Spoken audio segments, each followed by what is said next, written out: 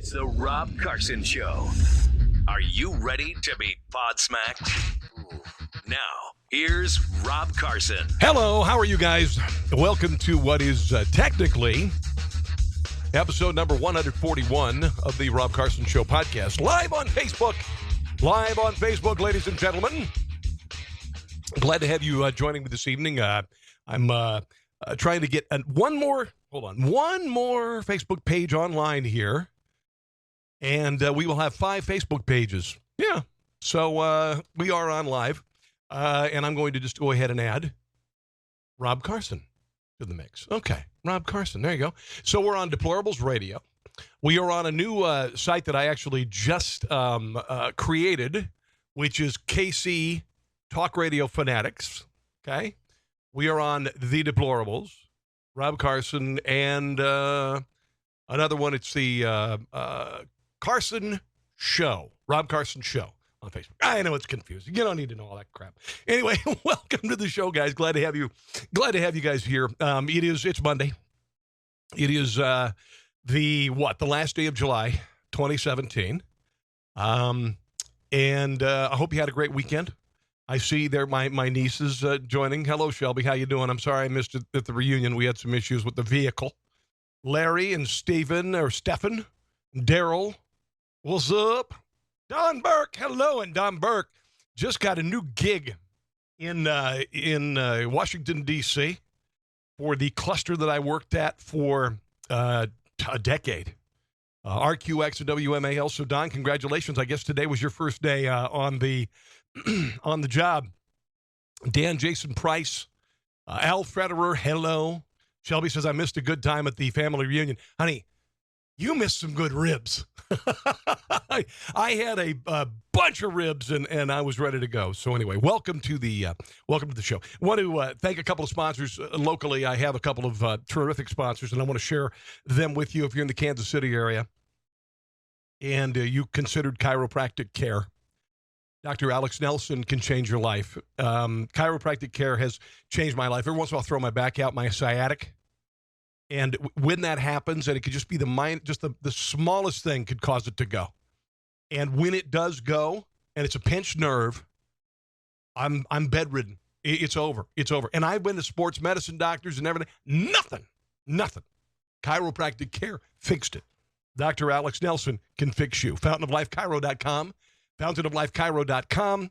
They're at 8335 North Congress Avenue, Kansas City. You say what you want about chiropractic care. I used to be a non-believer, and now I am a giant believer. Dr. Alex Nelson, the number, 816-741-4711, 816-741-4711. Also, my buddies, Grass Monsters KC. I had always fantasized about having a zero-turning radius mower. And I got one. And it is spectacular. It's a Dixie chopper.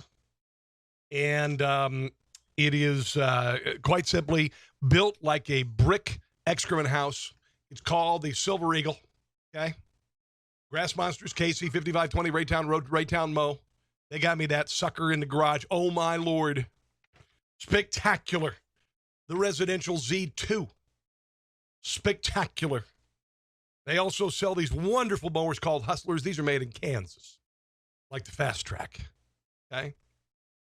My buddy Andrew has a small business. It is Grass Monsters KC, and they sell American-made mowers, zero turning radius. You can steer them with your pinkies. I'm not kidding, and they are glorious. They are absolutely glorious. So GrassMonstersKC.com. GrassMonstersKC.com. All right, so let's get in some of the news of the day. There's a lot of things to get to. I do want to mention some, if you don't mind. I had a job interview today in terrestrial radio, a radio station. Hello, Megan. How are you? And Michael and Kenny Cunningham. What's going on? And Mr. Sam Kenjalose, my T-shirt and swag designer. You're a stud. Good to have you joining me tonight, guys. And I'll tell you about some of the new swag. Oh, by the way, Sam has put together, all of my ideas and many of his own ideas on this site, tpublic.com, conservatees, okay? You can order some really funny T-shirt designs like this. Veganism is an eating disorder. Or you can't coexist when some want to kill you. You can get these on T-shirts. You can get them on bumper stickers. You can get them all sorts of stuff. This one, Al Gore will hate. Proud climate change denier.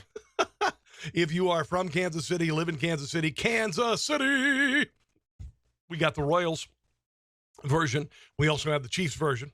Anyway, all these are available at that website. And I had an idea for Sam today. Actually, I came up with it. It might have been Friday, and it was about Anthony Scaramucci, the new, White House press secretary. And it said, Scaramucci, do you do the fandango? Which, of course, was a reference to Queen in Bohemian Rhapsody. Well, that didn't last very long because he was fired. He was fired, and it was just great. Oh, Danny, thanks for sharing my video, by the way. I really appreciate that. If you get a chance to share it, I would appreciate it. I'm just hanging out. This is my groovy studio, and I was actually off today, and just prepped for this show today. I'm going to be on KFEB in Omaha, Nebraska, my hometown. Now, I was born in Omaha, Nebraska, and I grew up in Neola, Iowa. So I say that Omaha's my hometown, but I'm very proud of being from Neola, Iowa as well. So you guys from Neola, don't get all mad at me, all right? Don't be getting mad at me about it. Anyway, thanks for sharing there, Danny. I do appreciate it. Share with other people while we're hanging out here together. You know, listen, I know that you could be doing a lot of things with your time. There's TV, there's, making whatever for dinner and all that stuff. I do record the audio of this and the video of this, so if you step away, you can tune in. But I promise you that I'm going to bring some material that I think you'll find is unique. And as I said, I would love to hear your comments as I talk about different things in real time. All right, so just write me in the comments. Bob Hamilton is here. You are the man. Greatly respected statesman of radio, Bob Hamilton. Good to have you. Also, Megan, I hope you're doing well. Megan Whitehead Vaughn, how was the move? I wish you and your husband all the best. And thank you and thank him for his service. Rob Vota is also with us this evening. Hello. So Anthony Scaramucci resigned today.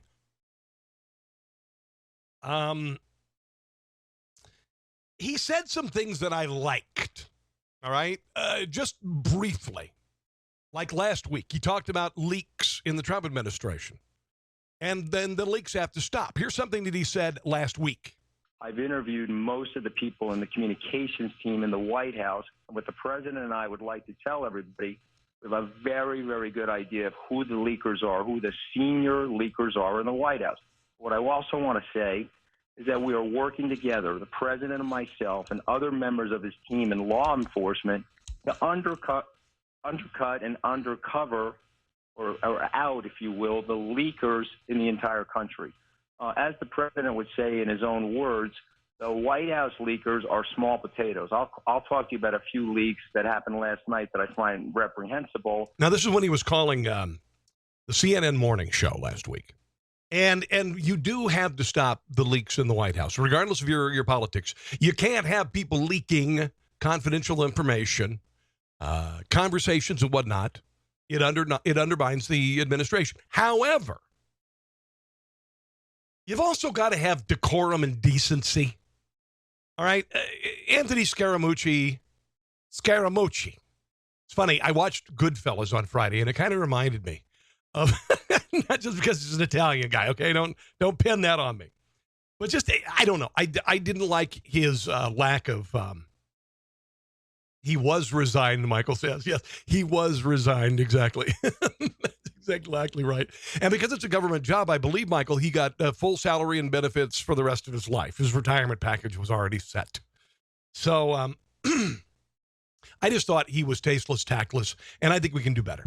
All right, I think we can do better. Hello, Brian. Welcome to the show. Brian Miller. Ronald Reagan used to insist in the Oval Office you wore a suit and tie. And you dressed semi-formally. Not, that's formal compared to me, or semi-formal compared to me. I'm wearing a T-shirt here. But I just think that we need decency to start at the top. All right. And this guy, he did an interview with Joe Lizza or something last week, and he used the most coarse, foul, sickening language. And I'm like, honestly, at your age, and he's pushing 50 years old, whatever, and you're talking about somebody performing autofellatio on themselves, calling Reince Priebus an effing schizophrenic. Bullcrap. We can do better, right? even if you and I differ. If you're a Democrat, I'm a Republican. If you're a liberal, I'm a conservative. Can we just be decent about stuff? Because, there's a time to be an adult, okay? There's a time to being an adult. And listen, I work in radio. We use salty language, but there's a time and a place. There's a time and a place for it. And I didn't like Scaramuchi. I didn't like the way he acted. And I didn't like his language. I just didn't like his language. So anyway, he's gone. He's out of here. And we'll see. You've got General John Kelly, formerly with the Homeland Security Department, secretary there. And he is going to be working in the Trump White House as chief of staff.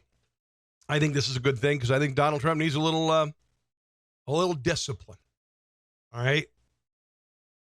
And I hope that this general will say, okay, Mr. Trump, here's what we need to do.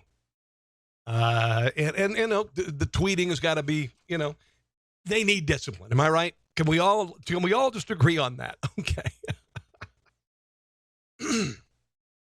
Chris Christie in the news. Did you see this? He was at a Milwaukee Brewers Chicago Cubs game in Milwaukee. Apparently, his son works there. Works with the Milwaukee Brewers. I don't know what he does. If he walks up and down the aisle and says, "Budweiser, get your ice cold." Oh no, you don't drink Budweiser in Milwaukee. Sorry, Miller. Get your Miller beer here. Get your Miller beer here. Hi, Travis. Welcome to the show.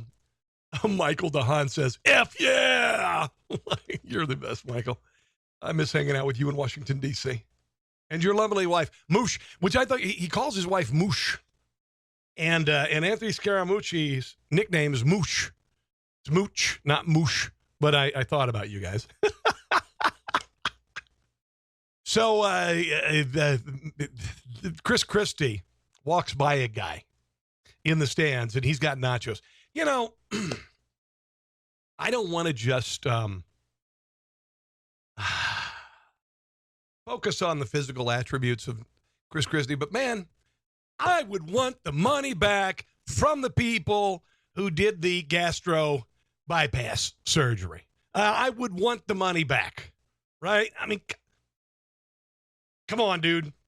I would ask for your money back on the gastro because you're still wearing your pants right below your boobs, and you look like a weeble. That's a reference to baby boomers or Gen Xers who grew up in the 70s. You look like a weeble. These are little toys that are little pear-shaped toys that you couldn't tip over. So I would definitely sue your gastric bypass surgeon, and I would definitely leave down the nachos. But anyway, Christie, walking by this guy, and going to his seat. And this guy was being a douche. I mean, he was just being a douche. Just because someone is a public figure doesn't mean, you go after him. You publicly, you try to humiliate him. You call him something tasteless, tactless, or otherwise. Here's a story from, I believe this is WISN 12 TV. Chris Christie getting in the face of a guy who was heckling him. That's the very end of a confrontation between Cubs fan Brad Joseph and New Jersey Governor Chris Christie. Joseph says it started like this. When he initially was going up the stairs, I yelled his name. He was already quite a bit past me and probably 30 feet away. I yelled his name and I told him that he sucked. When Governor Christie came back, Joseph says he called him another name. I called him a hypocrite because I thought, it needed to be said. And he then turned around and walked all the way back towards me and got up in my face for what seemed like a long time. It was probably only about 30 seconds or a minute. He was like kind of kneeing me with his knee, like very clear. He was making contact, like, "Oh, you want to do something? You want to start something here?" Appreciate that. Joseph admits he's not a Chris Christie fan. He said others in the crowd had been heckling the New Jersey governor too. I remained calm and, just said I was trying to watch the game, which I understand he was probably just trying to do the same thing. But at the same time, he is a public official and this is America. And I think we have the right to say what you believe, as long as it's not, crude or profane. Well, I would say telling someone they suck is kind of crude. All right, wouldn't you say that is kind of crude? I don't care if he's the governor. I'm not saying he deserves your respect. But at the same time, come on, man. It's like the Scaramuchi thing. Oh, by the way, Greg Klein. Hello, Greg. Greg is the proprietor of redmaryland.com, and he has been so kind to share my podcast on redmaryland.com. And I want to say, Greg, it's an honor. It really is. I'm sorry I missed your 10-year anniversary party. It was terrific. Tanya Coleman has joined. Hello. Brian says he's got to run, but congrats on the Omaha gig. I'm going to be on KFAB Omaha Wednesday through Friday, 2 to 6 p.m. Central Standard Time. Ron Harrell, broadcast professional, is also joining us this evening. Hello, Ron. It's good to see you. Sean Trammell, sorry. Greg Millard, welcome to the show. Great to have you here. You don't need to. And listen, I'm a public figure too. Just because someone is a public figure doesn't give you license to be a douche to them, regardless of what you feel about that. Sam says Red Maryland kicks. Yeah. Travis, thank you so much for sharing the video. Travis Cole, do appreciate it, my brother. We are trying to build a social media, a small social media empire here, and trying to feed my family as well. Rob Votop says being an adult is becoming a lost art, and that's the case with this with this story out of Milwaukee. Milwaukee. We need to be adults. We need to be civil, and it's kind of an interesting thread.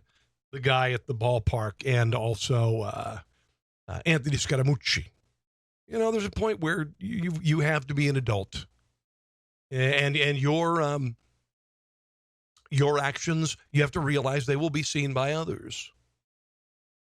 Scaramucci, there's a time and a place for that kind of language. If you're hanging with your friends, you're having a cigar, that's fine. But you don't talk to a New York Times reporter, I think it was with the Times, and call Reince Priebus a effing schizophrenic. And Reince Priebus resigned too. These are pretty big things, guys. These are pretty big things. I do believe that Reince Priebus was an establishment insider. And, here, can we agree on something else? Can Republicans just have normal names? We've got Paul Ryan. Okay, cool. That's fine. It's a normal name, Paul Ryan. It's about as white as it gets, right? Paul Ryan. It's like Bob Smith. But Reince Priebus, Mitt Romney, Newt Gingrich, they're no longer part of the equation. But can we just have normal names? We sound like a bunch of country club polo playing, come on. Let's just have some normal sounding names, shall we? I'm not saying that you can't have an ethnic name, but Reince. Hello, Ryan William Lafferty. You are an awesome young man, and I wish you and your mother all the best. Lori Ricca, good friends of the show. One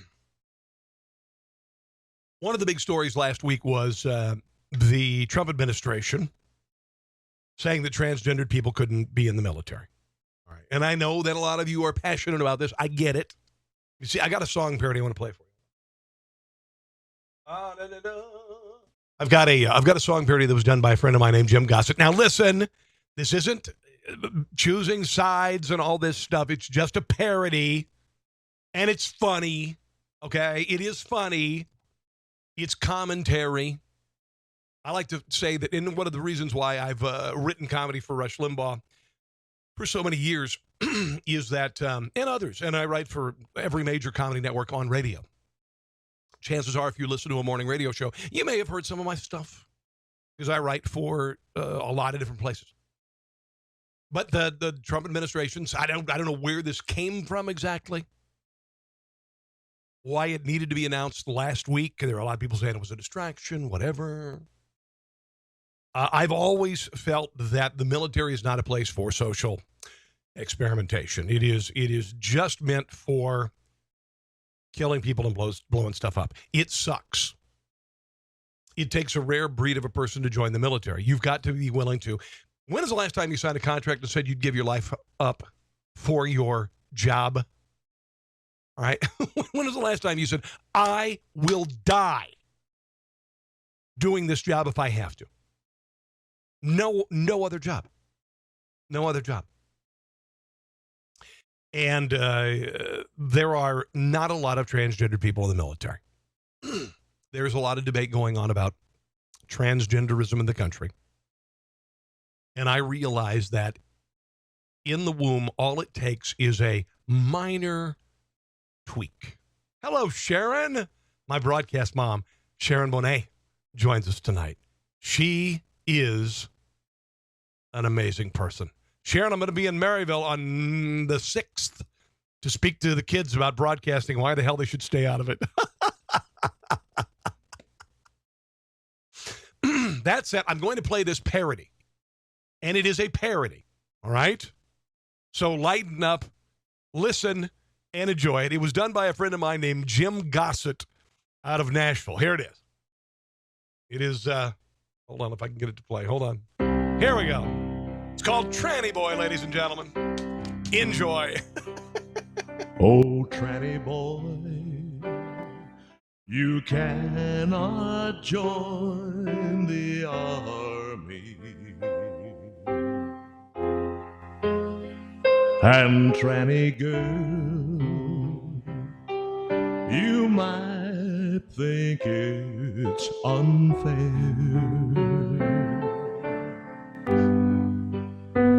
Air Force, Marines, and Navy don't need perverts.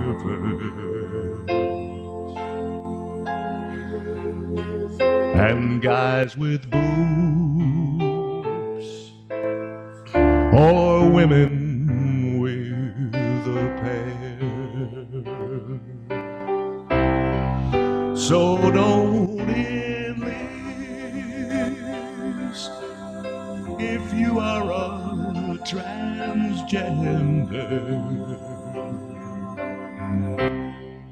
We'll let you in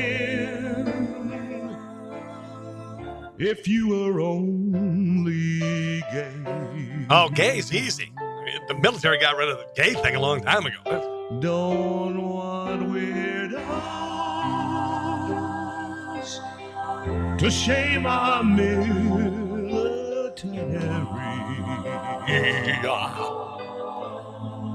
Oh, tranny boy and a tranny girl, just stay away. All right, so again, Thank you.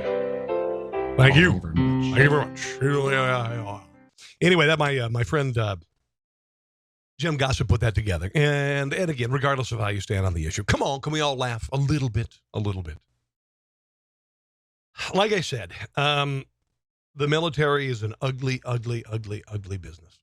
It is an ugly business. And we don't have time.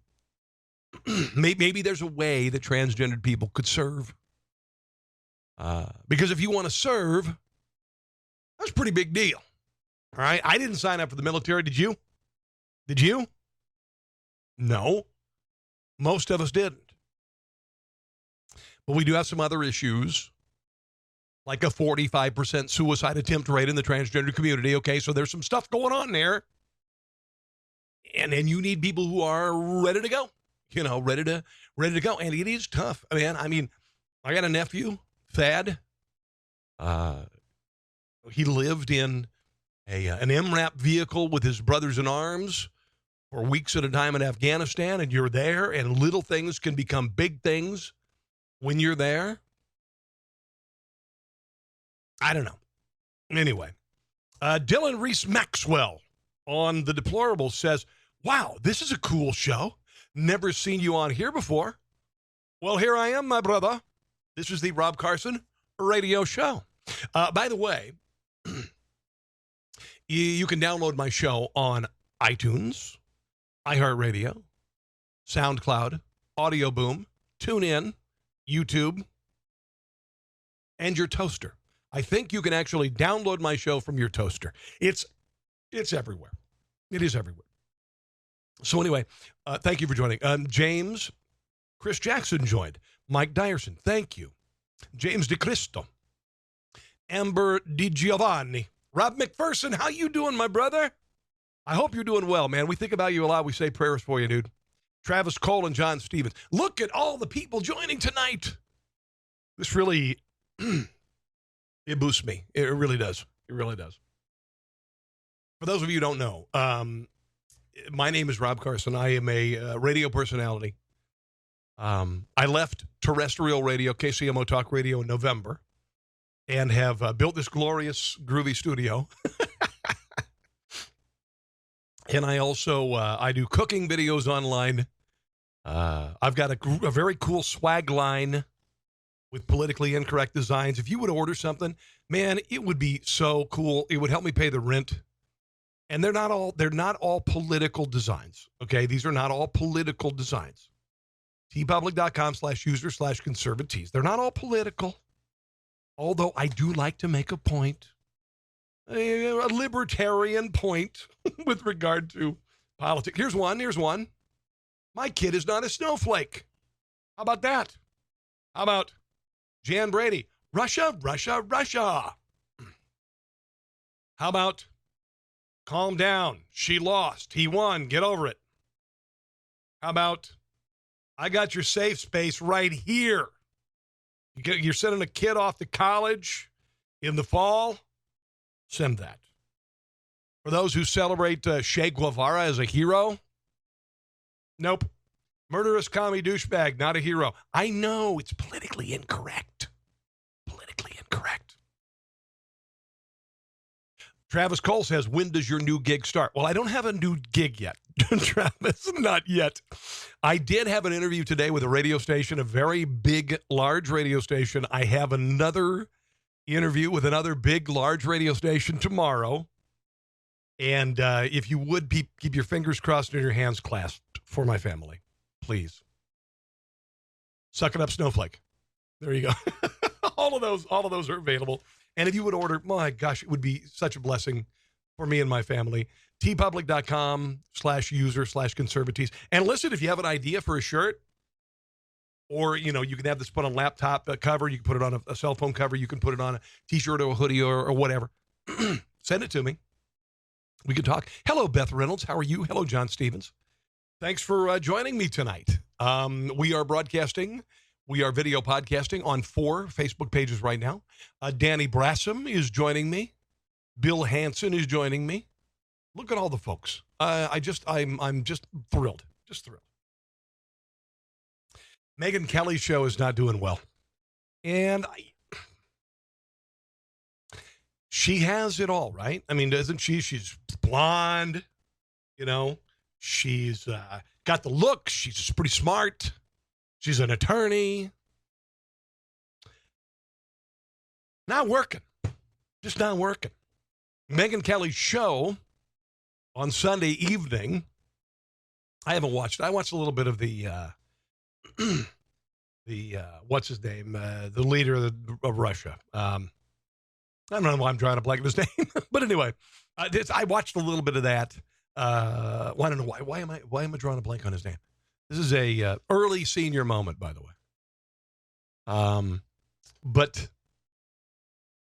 I watched a little bit of that last week, Sunday night with Megyn Kelly. Set another viewership low, 2.71 million total viewers. The last 3 weeks, her show has failed to beat the years-old Dateline rerun. Okay. And it's been beaten by America's Funniest Home Videos. I know. Putin, thank you. God, Travis, what the hell? Jeez. Thank you, Travis. I appreciate it. Carol Hill, hello and welcome. Thanks for joining me tonight. I do appreciate it. The network was reportedly angling for at least 10 episodes, but apparently decided to end her misery after 8 episodes. So it's done. All right. The show was done on Sunday nights. Now, here's the problem. She's got a morning show starting. All right. And so she's going to be going after the Today franchise. And NBC executives were even considering unloading her contract to try to get Fox News to take her back because that's the fail. And listen, I don't celebrate someone else's failure. All right. Trust me. Not good karma. when you are struggling and you are, like with what I'm doing. I don't celebrate others' failure. I do not. But apparently Fox News says that, and we don't want her back. We don't want her back. I don't know. I don't know what her deal is. Maybe difficult to work with. But it's not going very well for her. I got some university madness that I'm going to share with you in a few. We got a transgender man giving birth to a baby boy in Portland.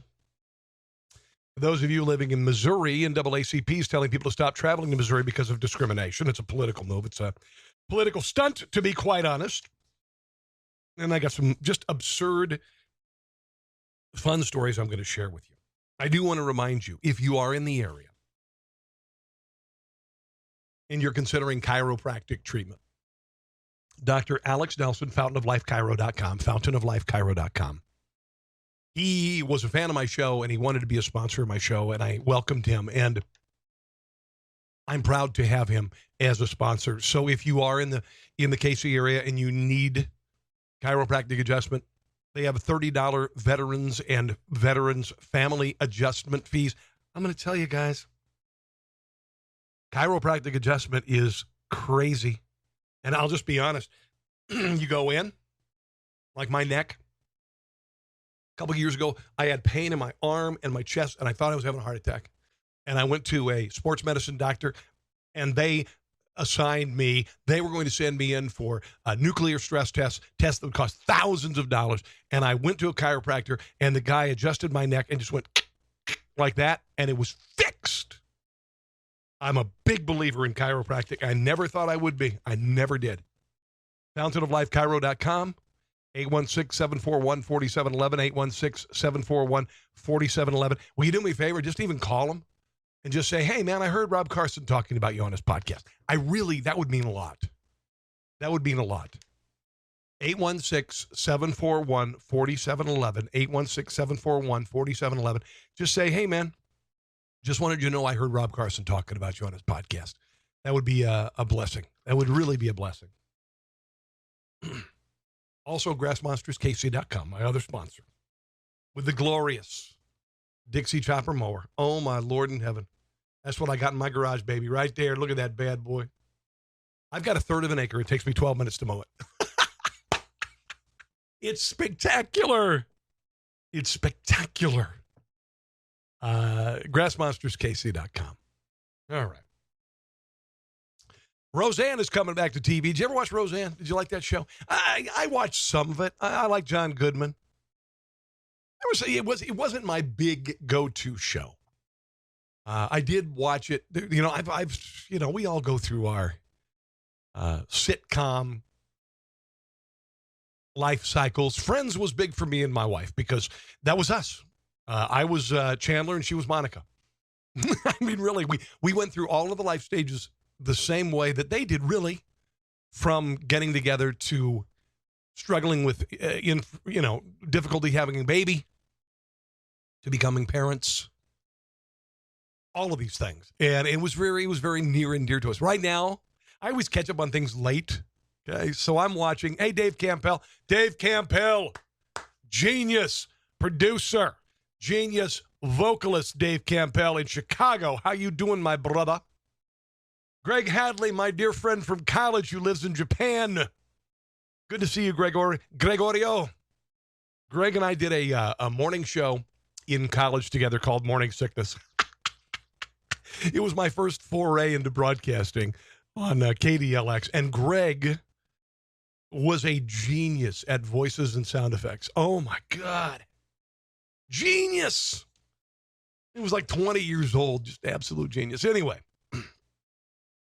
the new show is going to feature Sarah Gilbert and John Galecki. They are Darlene and David, and they are back, and they're going to have two kids, a son and a daughter. One of them 14 years old. Can you believe Sarah Gilbert is playing the mom of a 15-year-old? Holy hell. Anyway, David's son named Mark is going to be a part of the show, and Mark is going to be gender creative. The casting call for the part asked for a kid who can play sensitive and effeminate and displays qualities of both young female and male traits. So they're going to have a gender fluid person here. This is not the first time that has happened. Actor Asia Kate Dillon played Taylor on Showtime's Billions, which I never saw. So, you know, whatever.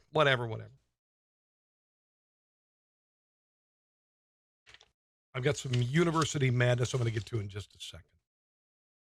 This story,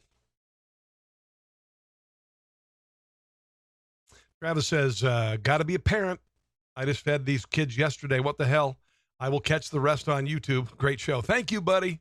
Yeah, thank you. I appreciate it. He's got to go feed his kids. Travis, thanks for checking out the show. And again, it's on YouTube. It's on iTunes. It's on iHeartRadio. You'll be able to check it up there. So if you can't, and listen, I know you're busy. You guys are all busy. And if you just give me a few minutes, it makes all the difference. It really does. If you just give me a few minutes, just to know that you're here is a blessing. And I know many of you from my life, and then I also know many of you from listeners, and I know like Dylan on the Deplorables, just discovering the show. So glad to have you here. Glad to have you here. So Chris Sevier says that if same-sex couples are able to get married and demand that Christian bakers make them wedding cakes, then he should be able to marry his laptop and demand a cake to celebrate the union between one man and one machine. Okay, he's a douche. Okay, he's just being a douche.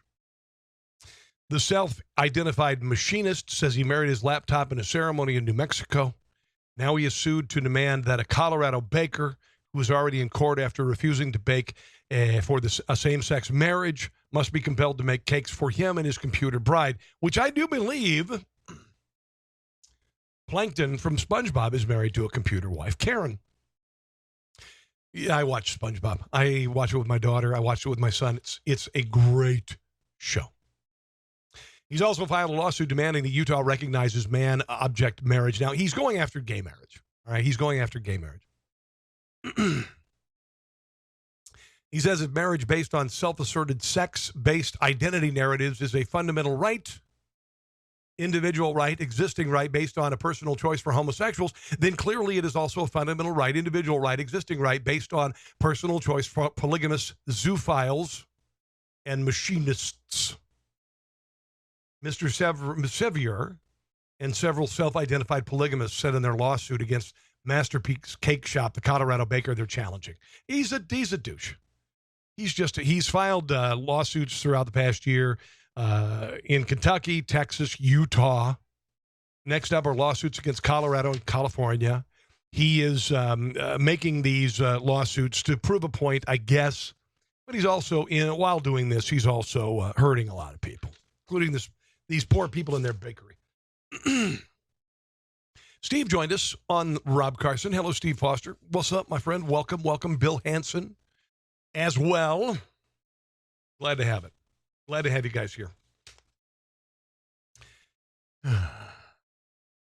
I'm not a phobe. I'm not a homophobe. I'm not an Islamophobe. But I am a reason phobe. Not a reason phobe. I'm the opposite of that.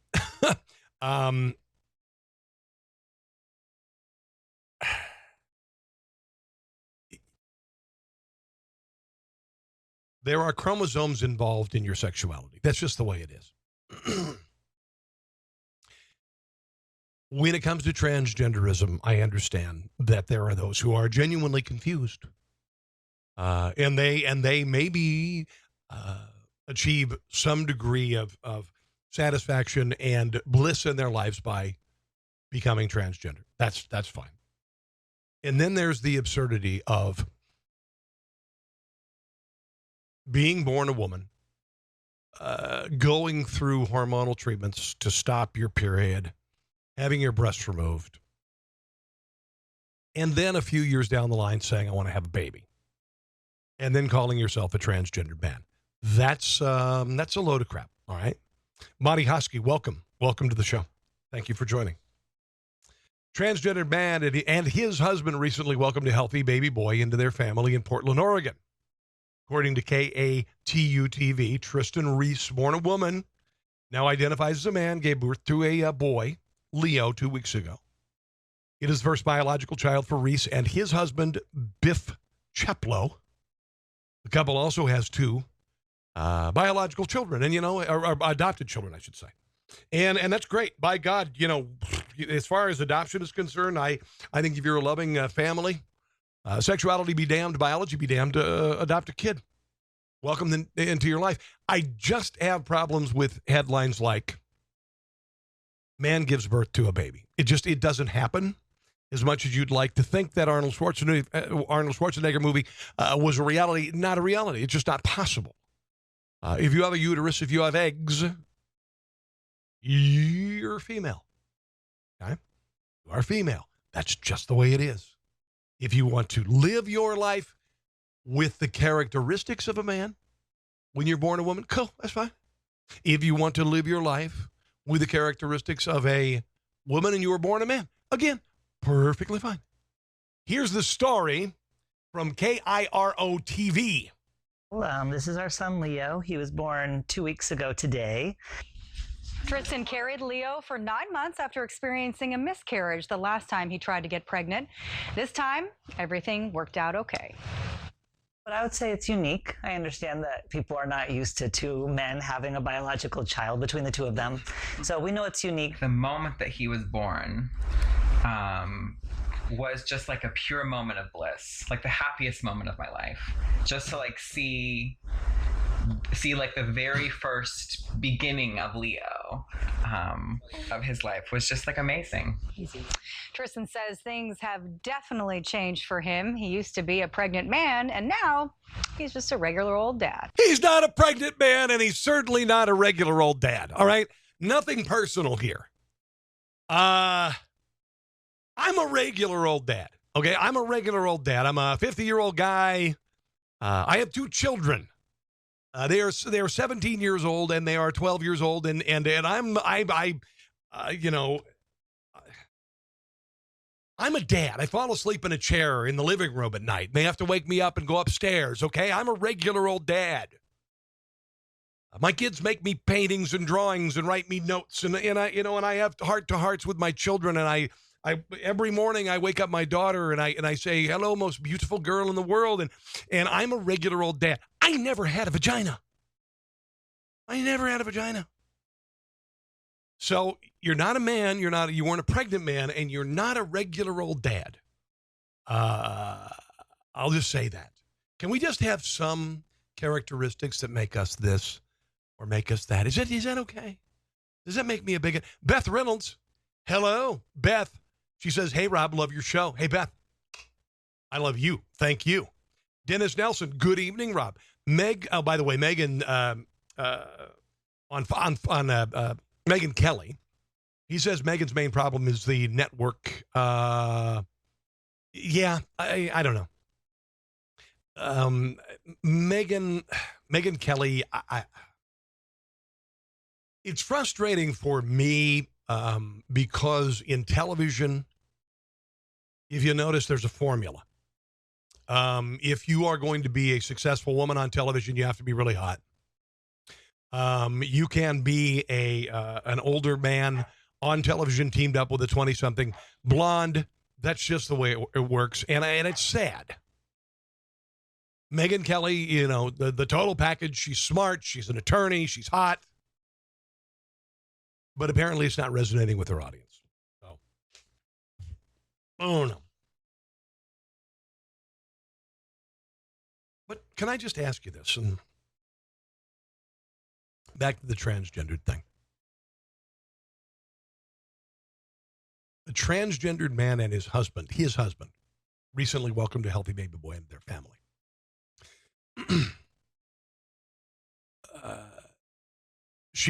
This person began taking pills nearly a decade ago to transgender from woman to man, stopped taking them to become pregnant. I'm a man, and I will tell you that I'm proud to be a man. There are some characteristics to being a man that I'm unabashedly unashamed about. One of them is a degree of masculinity. One of them is, and listen, I'm not afraid to show my emotions with my children. I'm worse about it than my wife. I show my emotion around my kids all the time. But there are some things that I am proud of as a man. I like to be strong.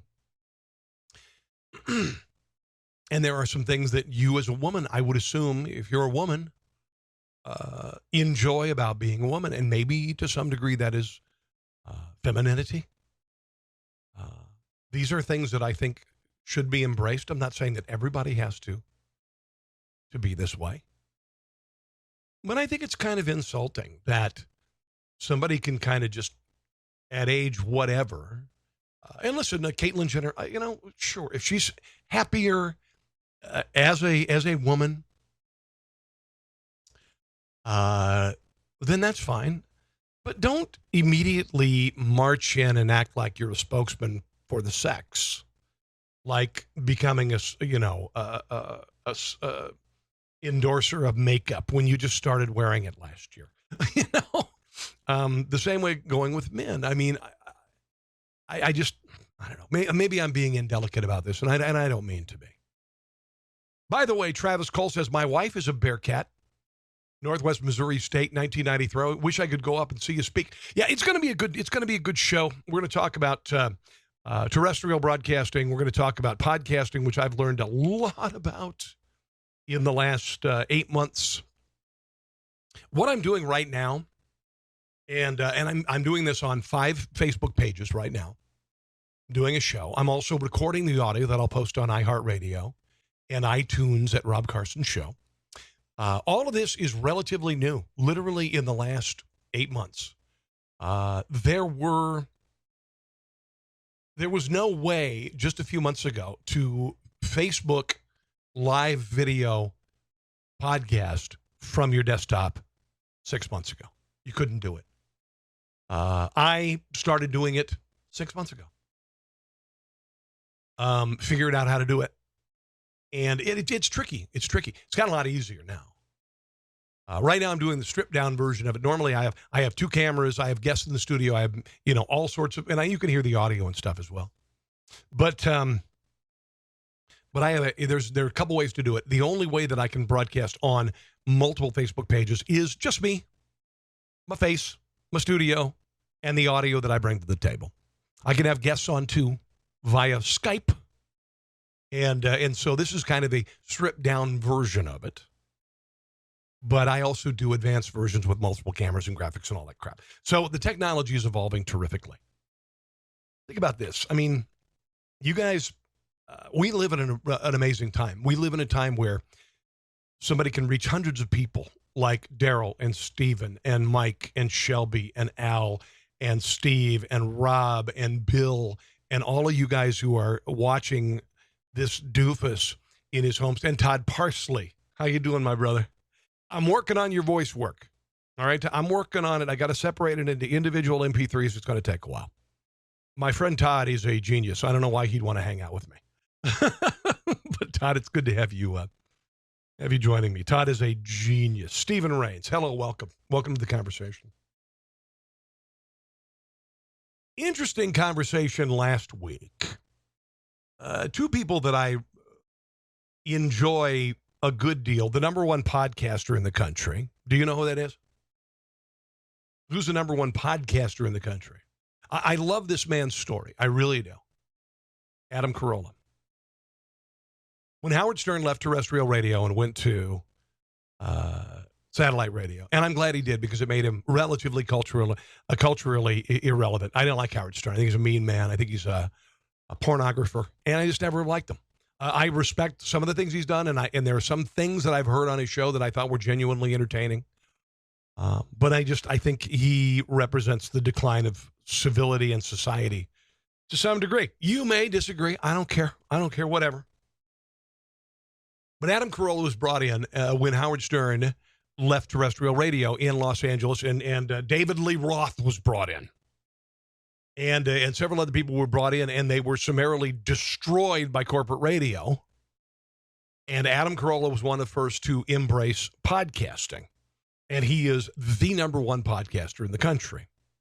He's also a free speech advocate. He speaks on university campuses, and he decries a lot of this political incorrectness that's going on campuses everywhere, and this censorship of particularly conservative voices on campus.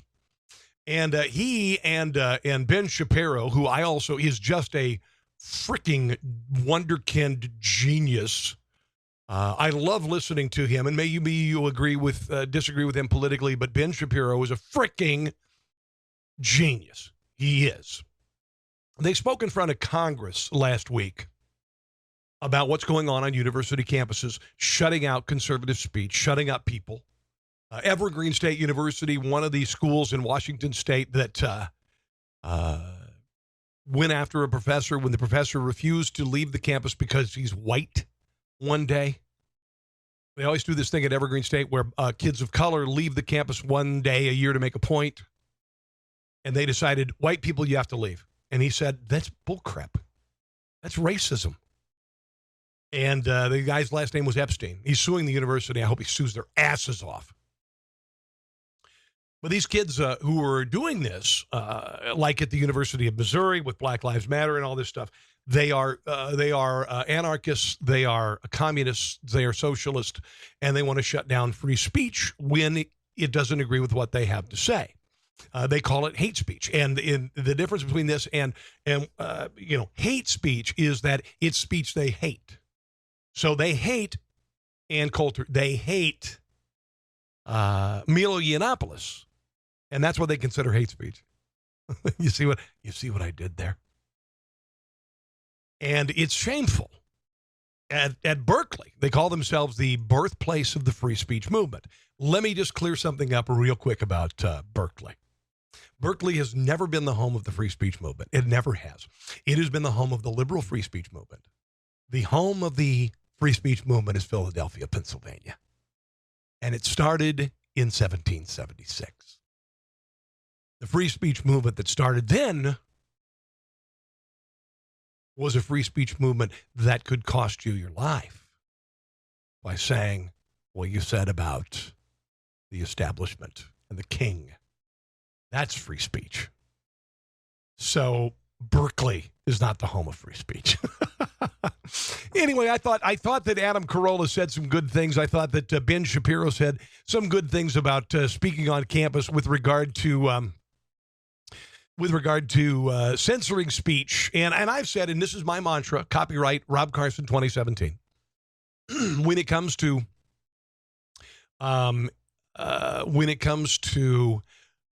silencing free speech and protesting and creating safe spaces. If I were the chancellor or the president of the university, my mantra would be, get your asses to your classes. Get your asses to your classes. You are children. You are not intellectually developed. You are fresh out of high school. You just went through puberty 5 or 6 years ago. You can protest, but if that's all you want, if that's all you're there for is social justice and all that crap, get your asses to your classes. Mr. Adam Carolla. We're talking a lot about the kids, and I think they're just that, kids. We are the adults, and I don't think we are doing the children. I mean, these are 18 and 19-year-old kids that are at these college campuses. They grew up dipped in Purell, playing soccer games where they never kept score and watching Wah Wah Wubsy. And we're asking them to be mature. We need the adults to start being the adults. Thank you. Studies have shown that if you take people and you put them in a zero gravity environment like astronauts, they lose muscle mass, they lose bone density. We're taking these kids in the name of protection, we're putting them in a zero gravity environment, and they're losing muscle mass and bone density. They need and brain mass. Need to live in a world that has gravity. When you need to expose your children to germs and dirt and the environment to build up their immune system.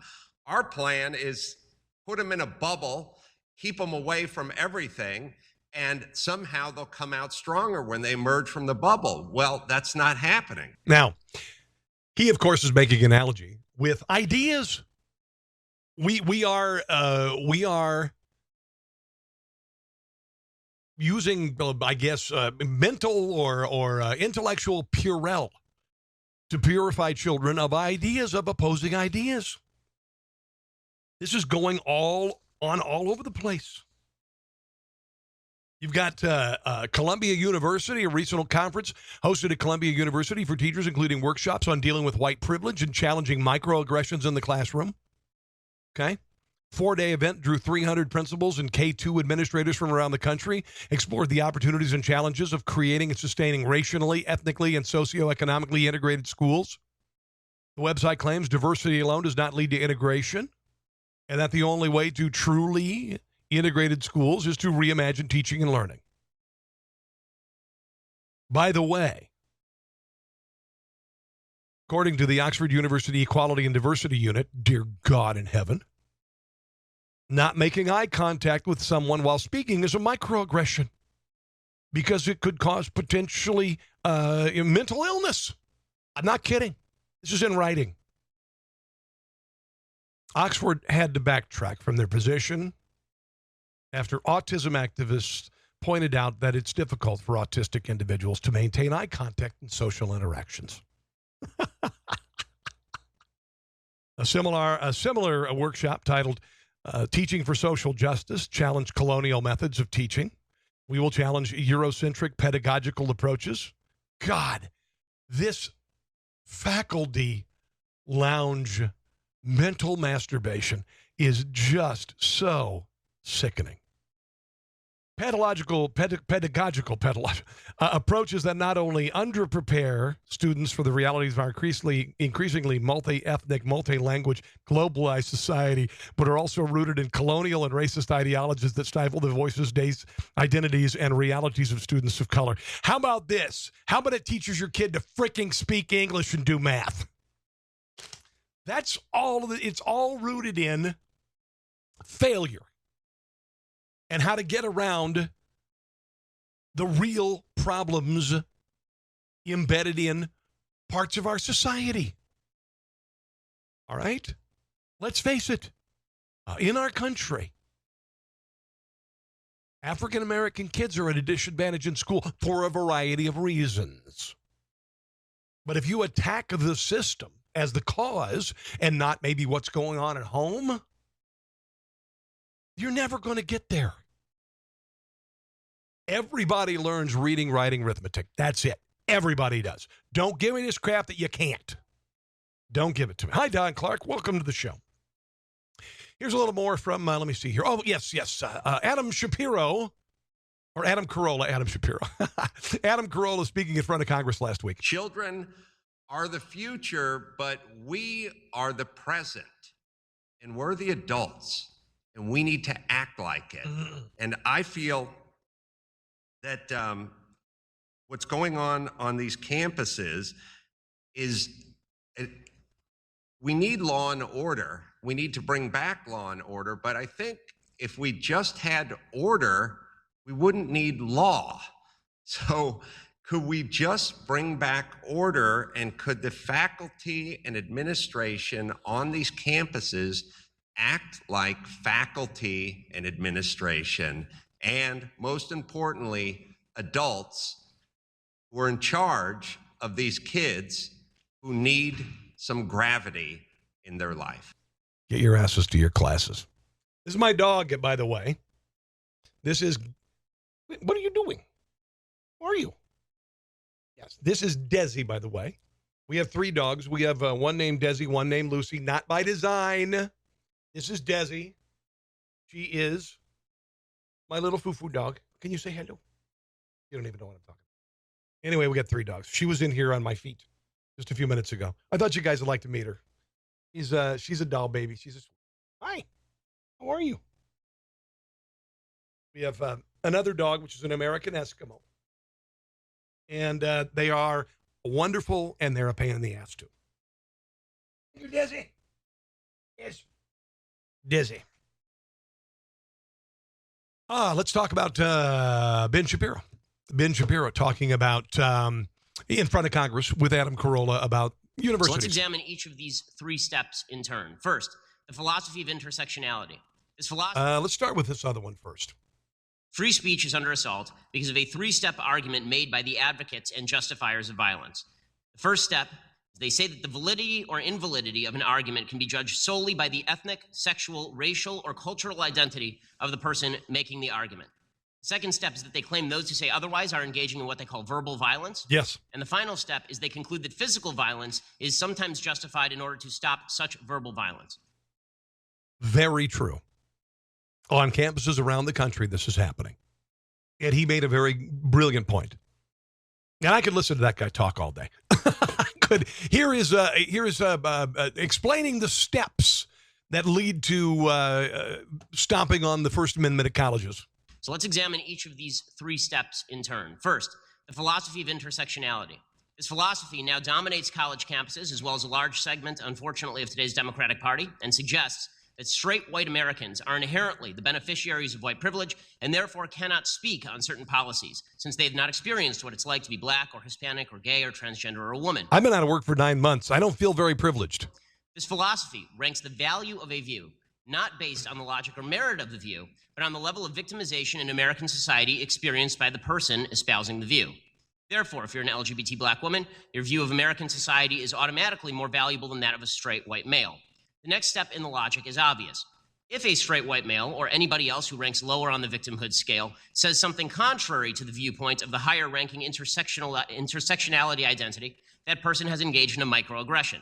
As NYU social psychologist Jonathan Haidt writes, microaggressions are small actions or word choices that seem on their face to have no malicious intent, but that are thought of as a kind of violence nonetheless. You don't have. By the way, the absurdity of the microaggression. If you're bothered by a microaggression, you're a wuss. I only engage in macroaggressions, and I'm not talking about physical. I'm just, if you're going to aggress, make it a big one. Make it a big one. A little bit more from Ben Shapiro. To actively say anything insulting to microaggress. Yes. Somebody merely needs to take offense. If, for example, you say that society ought to be colorblind, you're microaggressing certain identity groups who have been victimized by a non-colorblind society. Note, microaggressions, as the name suggests, are not merely insults. They are aggressions. They are the equivalent to physical violence. Just 2 weeks ago, psychologist Lisa Feldman Barrett of Northeastern University published an essay in the New York Times suggesting that words should be seen as physical violence because they can cause stress, and stress causes physical harm. Oh, dear Lord. Thus, Feldman suggested it is reasonable, scientifically speaking, to ban or restrict speech you do not like at your school. This is both inane and dangerous. Very, very dangerous. For someone to be able to claim which speech is acceptable and which is not should terrify you. That's because it leads to the final logical step. Words you don't like deserve to be fought physically. When I spoke at California State University at LA, one professor threatened students who sponsored me by offering to fight them. He then posted a slogan on the door of his office stating, "The best response to microaggression is macroaggression." As Haidt writes, this is why the idea that speech is violence is so dangerous. It tells the members of a generation already beset by anxiety and depression that the world is a far more violent and threatening place than it really is. It tells them that words, ideas, speakers can literally kill them. Even worse, at a time of rapidly rising political polarization in the United States, it helps a small subset of that generation justify political violence. Which is what the Antifa is all about. People who are fascists, who claim that they're anti-fascistic. That's what it's all about. Okay, let's move on to some other stuff. And again, I want to mention, if you wouldn't mind, make this a favorite on your browser, okay? tpublic.com/user/conservatees. These are my swag line. I'm working with a guy named Sam Cangelosi, who's a brilliant graphic designer. And we have different designs you can put on anything from T-shirts to onesies to hoodies for the fall to sweatshirts to laptop cases, phone cases. If you're a Donald Trump supporter and a Grateful Dead fan, make America grateful again. You see that okay? The light's a little bright here. Suck it up, snowflake. I got your safe space right here.